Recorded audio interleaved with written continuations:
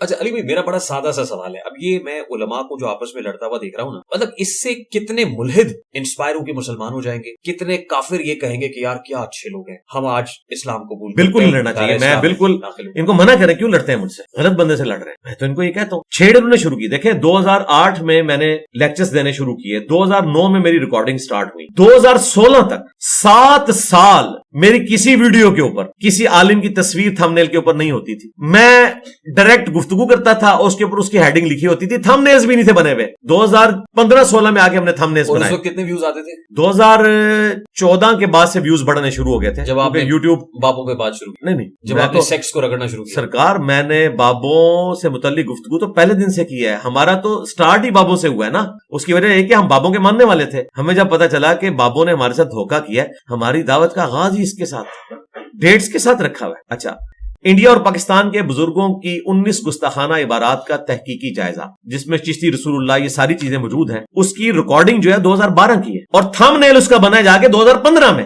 بلکہ 15 میں بھی نہیں 2017 میں. تھم نیلز میں نے بنانے اس وقت سیکھے تھے 2017 کے. مجھے تھم نیلز بھی نہیں تھے بنانے آتے. اس سے پہلے جنرل ویڈیو اپلوڈ ہوئی ہوتی تھی. جب انہوں نے میرے اوپر قادیانی ہونے کا الزام لگانا شروع کیا میرے نام میں مرزا کی وجہ سے, پھر میں نے جب ان کو ریبٹل کرنا شروع کیا تو وہ میں جواب دے رہا تھا, اور قرآن میں ہے کہ برائی کا بدلہ اسی لیول کی برائی ہے. اور آپ کو نہیں لگتا کہ آپ ڈسٹریکٹ ہو گئے اپنی منزل سے؟ نہیں, اللہ کا شکر, انہوں نے آپ کو ہو سکتا ہے ڈسٹریکٹ کیا ہو. ڈسٹریکٹ کیا تو آج رزلٹ آپ کے سامنے ہے کہ یہ لوگ اگر میری تصویر نہ لگائیں اپنے تھم نیل کے اوپر تو ان کی ویڈیو کتنے لوگ دیکھیں. آپ دیکھیں میرے ساتھ کر کے گئے ہیں سرکار. نہیں ایک منٹ, آپ میرے ایک منٹ رکے, میں ابھی آپ کو, آپ کی ٹیم بھی بیٹھی ہے, آپ نے میرے ساتھ جو تھم نیل لگایا تھا میرے ساتھ گفتگو کا, کتنی اس کی ویورشپ, سب سے زیادہ ویورشپ اسی کی آئی ہے نا. اس میں کسی عالم کی تصویر لگی ہوئی ہے, اور بھی سرکار ویورشپ اور بھی لوگ کی. سرکار ایک منٹ, میں بات ہی کچھ اور کرنے لگا. سرکار میں بتانے لگا ہوں کہ ہمارے میڈیا کے لوگ کیا دوغلی پالیسی کرتے ہیں. جب میری اور آپ کی گفتگو ہوئی ہے, اس کا ایک پورشن جو ہے وہ تقریباً 9 لاکھ پہ گیا ہے, دوسرا تقریباً 8 لاکھ ہونے والا ہے. ایک میرا خیال ہے 1 ملین کراس کر گیا, شاید کر گیا. ہاں اب کر گیا, میں نے شاید پہلے دیکھا تھا. اس پہ صرف میری اور آپ کی تصویر لگی ہوئی ہے. اس کا مطلب ہے کہ یہ ساری ویورشپ میری ہے. اور جس مفتی کی آپ بات کر رہے ہیں, جب آپ نے اس سے متعلق ویڈیو اپلوڈ کیا اس میں میری تصویر لگائی, وہ نہ لگاتے میں دیکھتا ہوں کتنے لوگ دیکھتے, تو پھر یہ تو نہ کریں. آپ مجھے کہہ رہے ہیں مفتی صاحب کو کہہ رہے ہیں؟ دونوں کو کہہ رہا ہوں, مطلب دونوں کو کہہ رہا ہوں, تاکہ کیونکہ میرے کیس میں آپ نے کسی مفتی کی تصویر نہیں لگائی, صرف میری لگائی تھی. حالانکہ اس میں آپ نے مفتیوں کو ڈسکس کیا ہوا ہے. ابھی آپ بتائیے کن کن مفتیان کرام کی تصویریں لگائیں؟ نہیں, میں کہہ رہا ہوں کسی کے نہ لگائیں, ان کو ان کا لیول بتائیں کیا ہے. آپ ان کا انٹرویو کریں اور صرف ان کی تصویر لگائیں, میری تصویر نہیں لگانی. سن لو تسی لوگ بھی دیکھ لو, تھوڑی دوغلی پالیسی دیکھ لو. سوشل میڈیا ٹیم کو میں کہہ دیتا ہوں, سوشل میڈیا ٹیم سے خاص طور پہ جو ایڈٹ کر رہے ہیں اور اس کے بعد تھمبنیل بنائیں گے, علی بھائی کی یہ پرزور فرمائش ہے, بلکہ حکم ہو گیا ہمیں کہ کسی اور کی فوٹو نہیں لگانی. ٹھیک نہیں, اس میں نہیں, جو لگائی بھی ہے جہاں وہ بھی اتروائیں, جہاں آپ کی فوٹو لگی ہوئی ہے. جہاں ظاہر ہے کہ میری گفتگو ہوگا نا وہاں پہ. آپ نہیں تو میرے ساتھ تو آپ نے ساروں کا ذکر کیا ہے, یہ اب آپ کو خیال آیا تو یہ بھی تو ہو سکتا ہے ادھر بھی فوٹو. سرکار ادھر رک جائے نا, ایسا نہ کریں. پڑھے لکھے آدمی ہیں آپ, اگر انجینئر نہ ہوتے نا تو میں پھر آپ سے مزید اور گفتگو کرتا. انجینئر کو تو اشارے سے بات سمجھ آنے, میں اینالوجی بنا رہا ہوں. چاہ گرو فوٹو لوا دیں یا فوٹو لا دیں. سر جی, میں آپ کو بتا رہا ہوں کہ آپ کسی ایک جگہ پہ اپنا وضو قائم رکھیں نا. میرے ساتھ آپ نے کی تو صرف میری اور اپنی لگائی, اس کے بعد جدھر جدھر آپ جا رہے ہیں تو ان کی اور اپنی لگائے نا, مجھے کو بیچ میں گھسیٹ رہے ہیں. ارشاد بھٹی صاحب میرے ساتھ کر کے گئے نا, ہم تو جدھر جدھر گئے انہوں نے انہی لوگوں کی تصویریں. ہماری اس ڈسکشن کا سبجیکٹ ہی حضور آپ تھے قبلہ, تو آپ نے مجھ سے تو پوچھا ہی نہیں ہے. آپ اندر تھے, اندر ہم آپ تک رسائی, تو آپ انتظار کر لیتے بھائی, آپ مجھ سے پوچھ کے گئے تھے. ہم تو چاہتے تھے کہ اس پہ بات ہو. اچھا مجھے یہ بتائیے, دنیا میں سب سے بڑا مسئلہ ہوں کہ آپ نے دنیا میں میرے متعلق جا کے لوگوں سے پوچھنا ہے. بات یہ کہ اگر ہماری آپ کے ساتھ کوئی نسبت نہ ہوتی تو ہم نہ پوچھتے, لیکن اتنی سی تو ہمیں اجازت دے کہ کیا نسبت ہے آپ کی ہمارے ساتھ. ہماری نشست بھی ہوئی آپ سے. اچھا نشست بھی ہوئی ہے نا یار, کی امامت میں نماز بھی.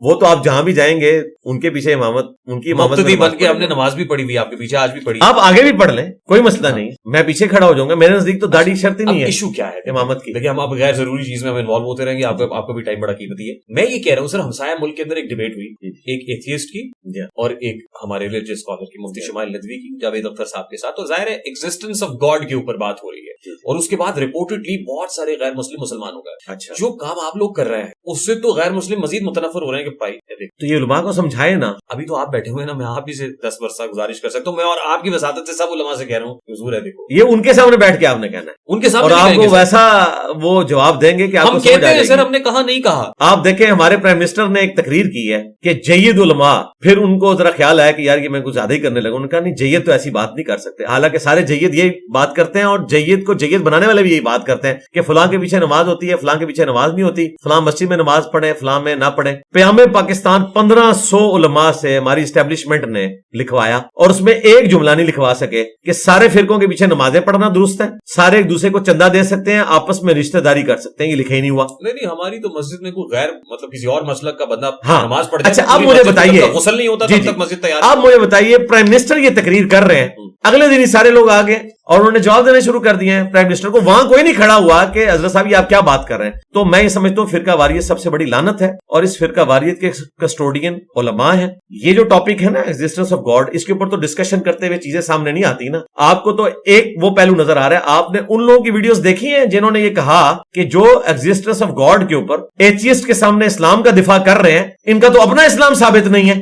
آپ نے ان علماء کی ویڈیوز بھی دیکھی ہیں. میں اب اسٹریٹ فارورڈ کوسچن میں آپ کو بتاؤں کہ یہ تو ایک دوسرے کو مسلمان نہیں سمجھتے. ہمارا سب سے بڑا مسئلہ ایتھیزم نہیں ہے, ہمارا سب سے بڑا مسئلہ یہ ہے کہ فرقے ایک دوسرے کو مسلمان. تو اللہ کے بندے اسی لیے تم نے یہ آواز بلند کی ہے کہ نکالو بزرگ بابوں کو, نبی کے ساتھ جوڑو. میرا بڑا یہاں پہ دیکھیں یہ بھی نہیں لکھا ہوا کہ میرے ابو بکر سا ہے ہی کوئی نہیں, میرے علی سا ہے ہی کوئی نہیں, کیونکہ مجھے پتا ہے کہ ابو بکر اور علی کے اوپر بھی امت نہیں جڑ سکتی. اچھا مجھے امت جڑے گی تو محمد رسول اللہ کے اوپر جڑے گی صلی اللہ علیہ وآلہ وسلم رضی اللہ عنہم اجمعین وعلیہم السلام اجمعین. علی بھائی کتنے ملحدین کو اور کتنے کفار کو آپ نے آج تک مسلمان کیا؟ الحمدللہ سینکڑوں قادیانی, سینکڑوں نان مسلم, بلکہ تھاؤزنڈز میں ہیں جو ہماری ویڈیوز دیکھ کے مسلمان ہو چکے ہیں, مجھے ای میلز بھیجتے ہیں یا ملاقات کر کے جاتے ہیں. لیکن فرق صرف اتنا ہے کہ مجھے یہ ثواب آخرت کے لیے باقی رکھنا ہے, میں پبلک کے سامنے آ کے انہیں پروڈیوس نہیں کرتا. ایسا کوئی ریکارڈ نہیں ہے؟ نہیں ریکارڈ کیا. یہاں پہ ایک ہندو ڈاکٹر آئے تھے, ان کا انٹرویو ریکارڈ ہوا ہے, انہوں نے بتایا کہ کتنے 750 لوگ مسلمان ہوئے.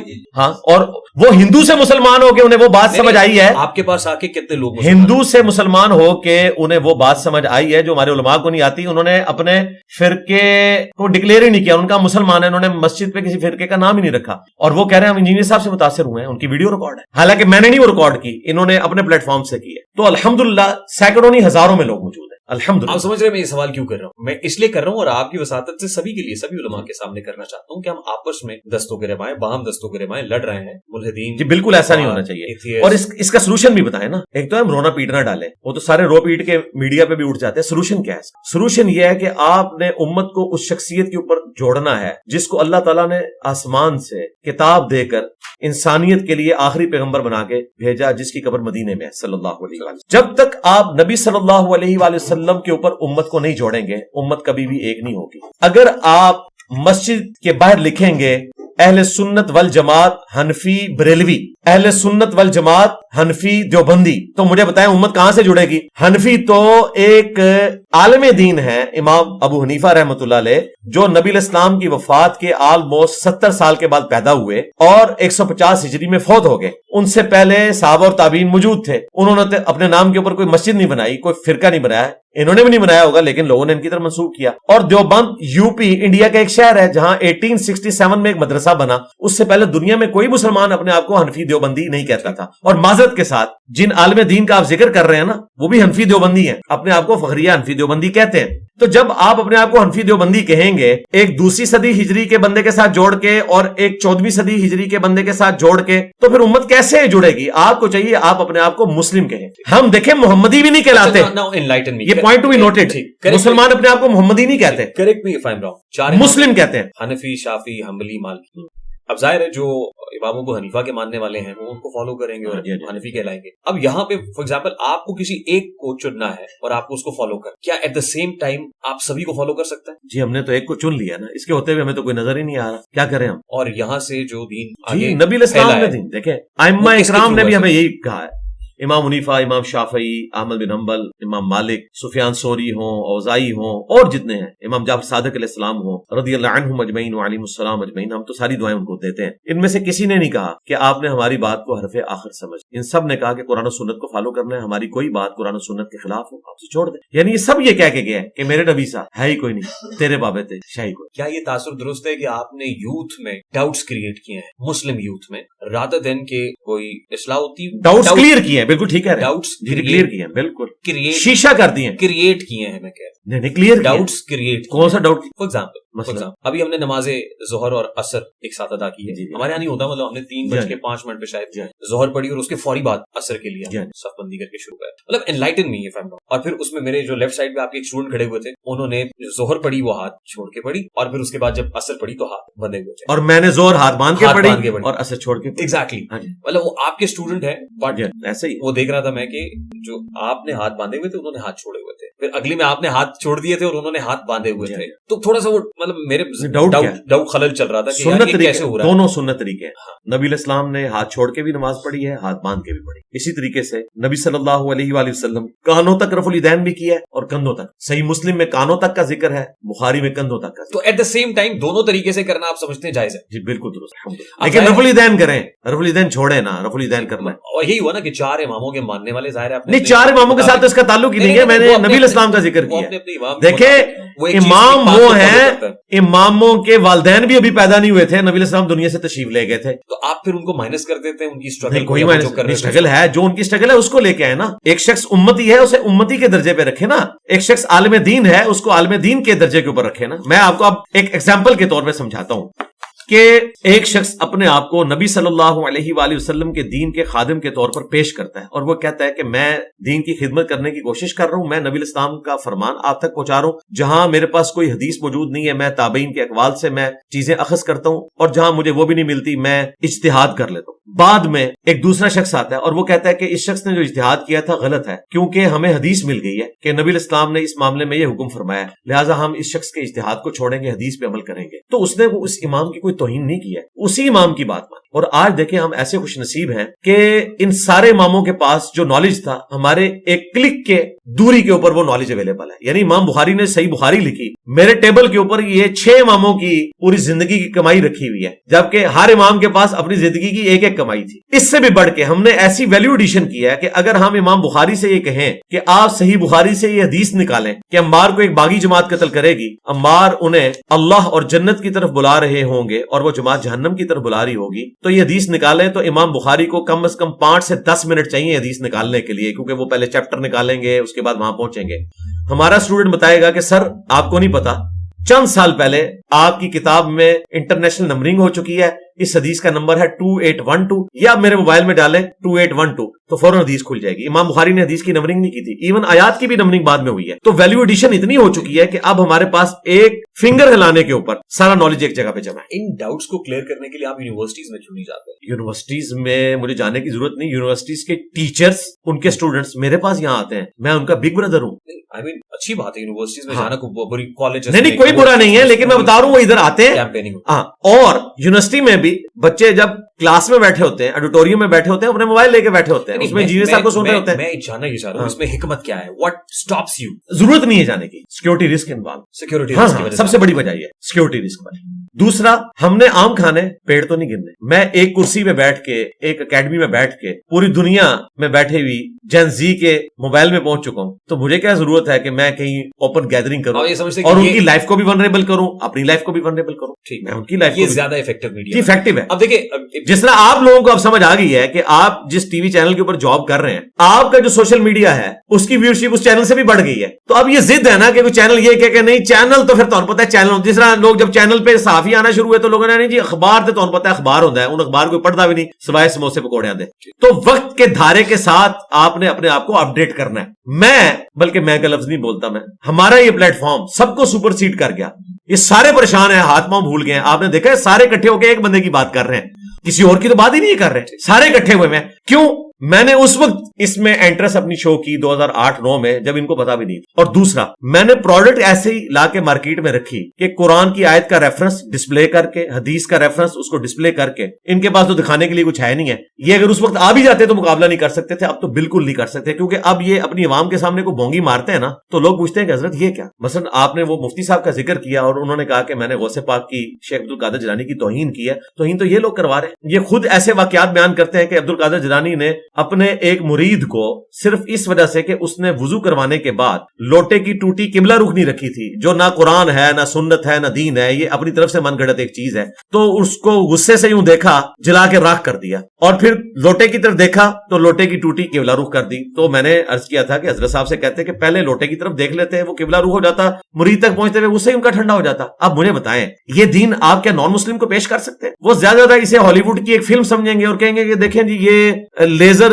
جو آنکھوں سے پھینکی جاتی ہے، یہ لگتا یہ ہے کہ یہ ان کے بزرگ جو ہیں وہ ہالی ووڈ کی فلمیں دیکھ کے اس قسم کی کرامات اپنے بزرگوں کی طرف منسوب کرتے تھے۔ تو شیخ عبد القادر جیلانی رحمۃ اللہ علیہ کی طرف جو یہ چیز منسوب کی انہوں نے، تو پھر ہم انہیں بتاتے ہیں کہ عبد القادر جیلانی ایسے نہیں ہو سکتے، نہیں، لیکن یہ کہہ رہے ہیں کہ ان کی کرامت ہے۔ پھر ہم نے کہا اگر کرامت ہے تو سنت کے مطابق ہو۔ بخاری مسلم میں ہے، انس بن مالک کہتے ہیں میں 10 سال کا بچہ تھا، میری والدہ نے مجھے نبی الاسلام کے ساتھ اٹیچ کیا، 10 سال میں حضور کو وضو کرواتا رہا، میری عمر 20 سال تھی، نبی الاسلام دنیا سے گئے، ان 10 سالوں میں کبھی آپ نے مجھے ڈانٹا نہیں، آپ مجھے کام کے لیے بھیجتے تھے، میں بچوں میں کھیلتا رہتا تھا، آپ نے کبھی مجھے نہیں پوچھا کہ میں نے تو اتنی دیر پہلے تمہیں کام کے لیے بھیجا تھا۔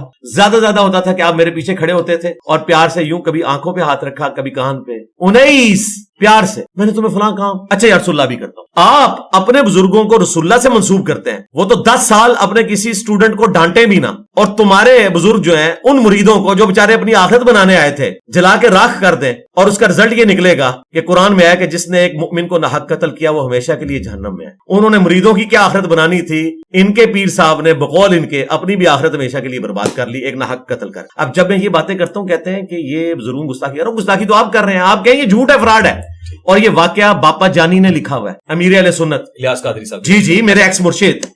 ہاں 103 روز کی قید کے بعد جب آپ واپس آئے ہیں تو میں نے آپ کے منہ سے کچھ لوگوں کے بارے میں اچھی باتیں بھی سنی، پہلے بھی تھی وہ، لیکن اب آپ کو ریئلائز ہوا کہ نہیں یار اچھی بات، پہلے بھی تھی، پہلے بھی اچھی باتیں کر، اب اس ایونٹ آپ سپورٹ کیا نا، آپ کو کچھ لوگوں نے پہلے بھی میں نے نہیں، میں نے ان کو سپورٹ کیا تو انہوں نے مجھے سپورٹ کیا۔ اچھا یہ عدلے کا بدلہ ہے، نہیں، حق کے ساتھ کھڑا ہونا ہے، سپورٹ کیا نا آپ ہاں کو؟ جی ہاں جی، تو میں پہلے بھی سپورٹ کرتا ہوں اور میں تعریفی کلمات کہتا ہوں، میں نے دوبارہ کیا، اچھا لگا، آپ نے تعریف کی، اچھا لگا سرکار پہلے بھی کہتا ہوں، اب اس کا فائدہ آپ میری پرانی ویڈیوز دیکھ سکتے ہیں، آپ اس کو اب کسی اچھے ماحول کو کیپٹلائز۔ اچھا میں آپ کو اب حیران کن بات بتاؤں، چلیں جس پوڈ کاسٹ سے انہوں نے کلپ کاٹ کے میرے اوپر مقدمہ بنایا نا، وہ پوڈ کاسٹ ابھی بھی اپلوڈ ہے، اس میں مجھ سے انہوں نے مفتی طارق مسعود صاحب کے بارے میں پوچھا کہ آئے دن وہ آپ کے بارے میں ویڈیوز بناتے ہیں اور پھر آپ ان کو جواب دیتے ہیں، پھر آپ بناتے ہیں جو وہ جواب دیتے ہیں، تو آپ کیا سمجھتے ہیں کہ یہ ویوز کے لیے کر رہے ہیں مفتی طارق مسعود صاحب؟ تو میں نے کہا نہیں، وہ ایک مخلص عالم دین ہے، جس موقف کو وہ درست سمجھتے ہیں پورے اخلاص کے ساتھ وہ بیان کرتے ہیں، اگرچہ ہمیں ان سے اختلاف ہے، میں یہ گمان بھی نہیں کر سکتا کہ وہ ویوز کی خاطر ایسا کرتے ہیں، وہ اس موقف کو صحیح سمجھتے ہیں۔ تو یہ تو میں اس پوڈ کاسٹ کی بات کر رہا ہوں، اس سے پیچھے چلے جائیں، جب ان پہ 295B لگوانے کی کوشش کی تو میں ان کے دفاع میں آیا، تو میں الحمدللہ کوشش کرتا ہوں جہاں کہیں کوئی حق پر ہے میں اس کا ساتھ، اللہ کا شکر ہے، اور جس وقت اور جب انہوں نے یہ کیا تو میں نے اس کا آفیشیل شکریہ ادا کیا۔ جامع ترمذی میں حدیث ہے جو مخلوق کا شکر نہیں ادا کرتا وہ اللہ کا شکر نہیں ادا کرتا، تو آپ یہ کہیں کہ میں نے پھر سے شکر ادا کیا۔ جس وقت آپ اریسٹ ہوئے تھے اس کے اگلے ہی روز ہم مفتی طارق مسعود صاحب کے پاس کراچی پہنچے تھے اور ہم نے یہ سوال کے سامنے رکھا تھا۔ اچھا میں نے وہ ویڈیو نہیں دیکھی، میں نے سامنے دیکھا، ویڈیو نہیں دیکھی۔ پہلی بار یہ اسٹیٹمنٹ انہوں نے ہمارے پوڈ کاسٹ میں دیا، تو کہا تھا یہ انجسٹیفائڈ ہے۔ پھر جس وقت آپ کی ریلیز ہوئی آپ نے بھی تعریف کی، تو ہم نے کہا چلو اچھا ماحول بنا ہوا ہے، سرکار پہلے کا بنا ہوا ہے، میں آپ کو کلیئر کر رہا ہوں، یہ کریڈٹ آپ نہ لیں، یہ کریڈٹ مجھے جاتا ہے، یہ پہلے کا بنا ہوا ہے، میں آپ کو ڈیٹس کے ساتھ ویڈیوز رکھ دوں گا۔ اب میں دستبستہ آپ سے گزارش کرتا ہوں، ریکویسٹ کرتا ہوں کہ ایک کریڈٹ آپ ہمیں دے دیں، کیا یہ کریڈٹ آپ ہمیں دیں گے؟ ایک کریڈٹ جو میں آپ کو کریڈٹ دوں گا اس دن جس دن کہ آپ میری تصویر ساری پوڈ کاسٹ سے ہٹا دیں گے سوائے میری پوڈ کاسٹ کے، میرے سے کریڈٹ لے لیں۔ چلیں اب آج سوشل میڈیا ٹیم دیکھ رہی ہے جہاں جہاں، اچھا ویسے ان سے پوچھ لیجیے اور مستقبل میں بھی ہونے والی، جہاں جہاں علی بھائی کی تصویر لگی ہوئی ہے اور جہاں یہ نہیں چاہتے ہیں وہ دکھا دیجیے گا، ہم ان کو لنک بھیج دیں گے، جہاں یہ سمجھیں گے کہ نہیں لگنی چاہیے وہاں ہٹا دیں گے، ٹھیک ہے سر؟ جزاک اللہ، شکر۔ تو اور میں پیشگی جو یہ بات کہہ رہے ہیں میں اس کی تائید کرتا ہوں، بہت اچھا دل ہے، الحمدللہ الحمدللہ سر۔